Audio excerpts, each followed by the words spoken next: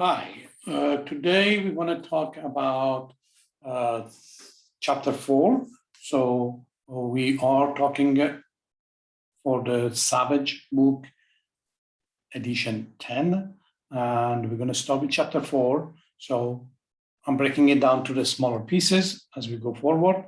The first part is a top-down design, very, very short one, and then we go to the rest of these things.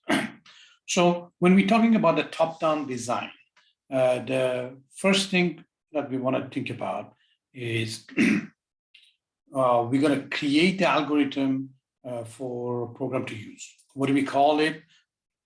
Program design. So the steps that we need to fix something. So you have a calculus problem, you're in calculus 3, you're going to break it down to the smaller pieces, or you're going to write an algorithm to solve that problem.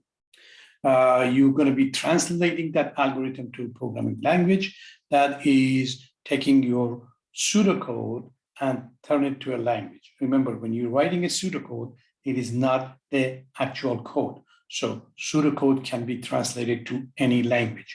So it is language independent. So it doesn't have no dependency to any language. So you're not using any code in your pseudocode.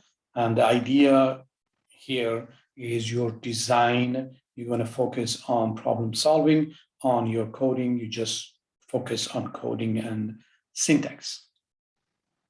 So we're going to talk about top-down design. This is going to be working for what we're doing right now. And then later on, when you learn about classes and object-oriented, then your design is going to be different.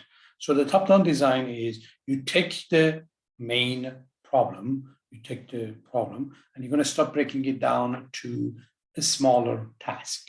So the big problem, you're going to break it down to the smaller one, and some of those, the smaller one, you can break it down to the smaller one, and then you start working with the smaller subtask and you move on.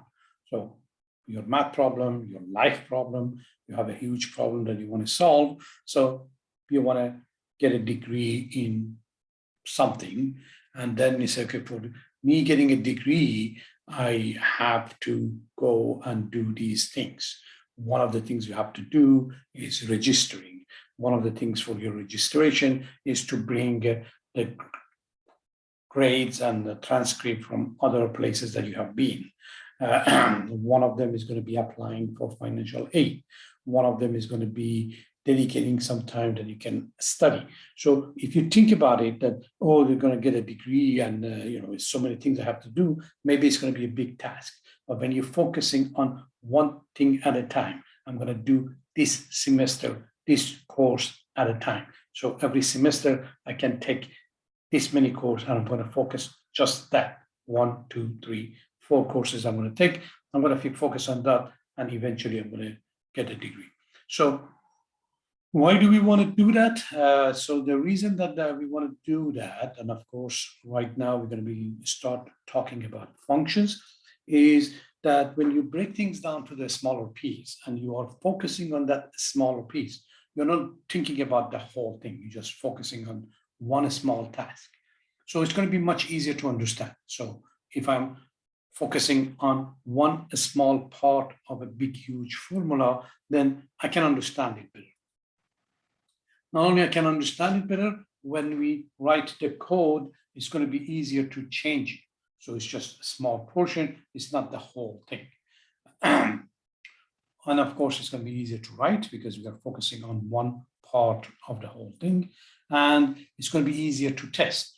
So I give you one subtask, you're going to do it, you're going to test it. So we are not testing the whole project.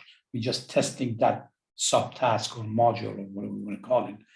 And of course, it's going to be easier to debug. So when I'm focusing on a small part, it's much easier to debug it than this whole huge project.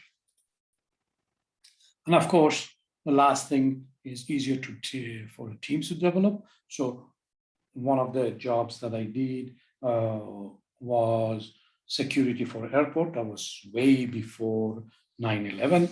And we had like 96 people in the total group. And each subgroup was doing certain tasks. And even with our subgroup, we had different people working on different areas. So our group was like 5-6 people on a campus in El Segundo, and we would have a task for the coding part, and then we would take that task, break it down amongst ourselves, and each one of us would be writing some parts of it.